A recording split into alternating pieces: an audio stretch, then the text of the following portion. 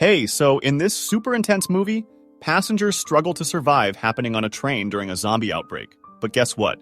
We gotta go back to the beginning to know how it all started. So there's this dude named Seok Woo, who's like this super busy guy always working, and he's also divorced with a daughter named Suwon. She really wants to spend her birthday with her mom in Busan, but Seok Woo's been kinda distant. Now, here comes the heartstring tugging part. Seok Woo watches this video of Suwon trying to sing Aloha Oe at her singing thing, but she totally freezes on stage because he wasn't there. Guilt hits him like a ton of bricks, and he's like, okay, I gotta make things right. So, the next day, they hop on this fancy train, the KTX 101, headed to Busan.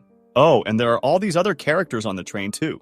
There's a tough guy named Sanghwa and his pregnant wife Seong Kyung, a big shot suo named Yeon-suk, a whole high school baseball team with this player Yong-guk and his cheerleader girlfriend Jin-hee, these cute old sisters In-gil and Jong-gil, and even a scared homeless guy hiding in the bathroom. Drama central, right?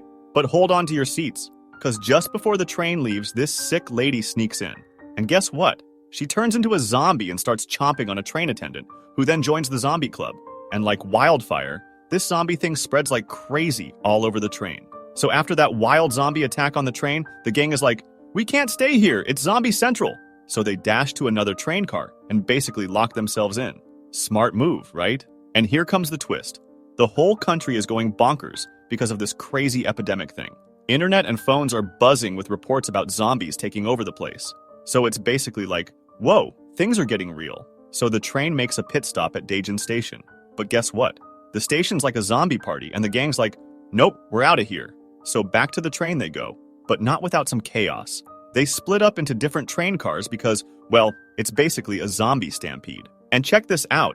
Seok Woo, who's this business guy, gets a call that his company's sort of linked to this disaster. Like, talk about a plot twist, right?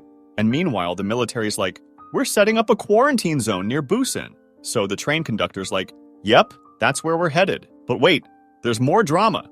Seok Woo, Sanghwa, that tough guy, and Yong-guk, the baseball player, are all separated from their loved ones. So they're on this brave mission to find them.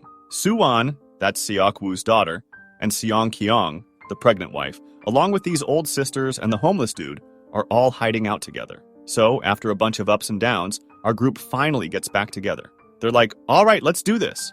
And they charge through this sea of zombies, like something straight out of a video game. They make it to the front of the train, where the other passengers are all huddled up. But wait, drama alert. The big shot Soo Yeon-suk and this train worker Ki-chul are like, hold up, these guys might be infected.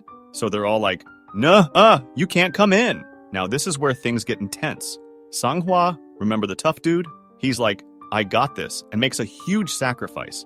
He buys everyone else some time by fighting off the zombies, and it's like this super heroic moment. But sadly, the sweet old sister In-gil doesn't make it. It's a real heartbreaker. Then there's this whole showdown. Yeon-suk and Ki-chul are all like, you survivors stay put in the front part of the train. But then there's this twist.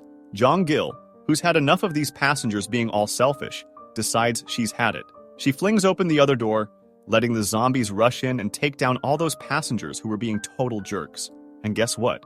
Yeon-suk and Ki-chul, they're in survival mode too. They're like, bathroom time, and hide in there to escape the zombie chaos. Now, the gang hits a roadblock at the East Daegu station, and they're like, oh, now what? They gotta find a new train, but it's like a zombie maze out there. Yeon-suk, that big shot dude, pulls a sneaky move and shoves Ki-chul right into the zombie crowd.